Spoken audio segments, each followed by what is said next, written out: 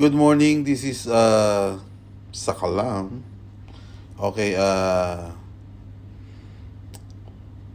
for the gold mapping, so ito ang nakikita ko. Okay, stay with me. There is a strong support at this area.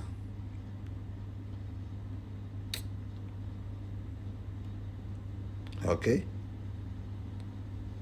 Yan, sa area na yan. Kita nyo naman, kagabi nag-speech from that area, binalikan lang ni this area. Speech, pop, the trace. That's how many times na dinaanan tong area, pinuntahan tong area na to. Okay. Then, from the left side, kung makikita nyo lang, meron ditong rally, base, rally, na hindi pa mitigated yung base. Makikita nyo, yan. So, hindi pa siya mitigated, hindi pa siya napupunta. So, I suspect or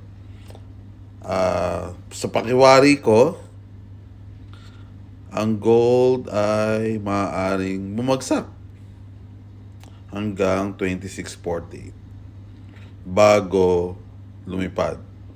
Pero pwede rin namang